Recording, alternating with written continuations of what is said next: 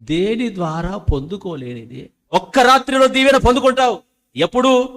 నీవు ఒంటరిగా దేవునితో కలిసి నీ జీవితాన్ని కుమ్మరించి ఆయన క్షమించి దీవించే వరకు పట్టు వదలకుండా నీవు ప్రార్థన అంటే ఏడుస్తూ ఉంటే నువ్వు ఆ దీవెన పొందుకుంటావు. హల్లెలూయా. నువ్వు పేర్లు మార్చుకోవాల్సిన అవసరం లేదు. 4 మేకల కొరకో 4 గొర్రెల కొరకో నానా కథలు పడాల్సిన అవసరం లేదు. నీకు ఇది ఇస్తామని నారు ఉన్నాయి, ఓకే బ్రదర్ నారు, ఓకే నాకు అన్నీ ఉన్నాయి అని చెప్పే స్థితికి మనము వచ్చుదుము గాక. హల్లెలూయా. ఓవర్ నైట్ లో బ్లెస్సింగ్ ఇది సాధ్యమా అంటే ఇది సాధ్యమే. యాకోబు జీవితంలో సాధ్యమైంది, మన జీవితంలో కూడా ఇది సాధ్యమే. ఎప్పుడు?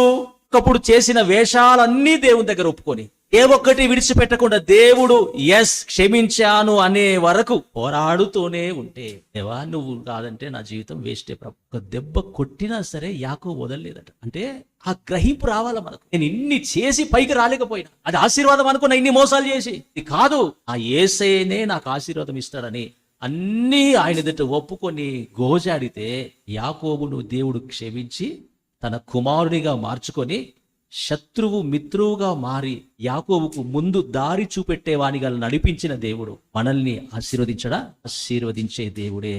అయితే మనల్ని మనము లోతుగా తవ్వుకుంటే ఆయన ఒప్పింపజేసినవన్నీ ఒప్పుకొని మనస్సులో క్షమించినట్లుగా ఒక కన్ఫర్మేషన్ వచ్చే వరకు లేవకూడదు. హల్లెలూయా, హల్లెలూయా. ఆ ఒక్క రాత్రి చాలు మన జీవితాలు సూర్యోదయము కలుగుట కొరకు. హల్లెలూయా.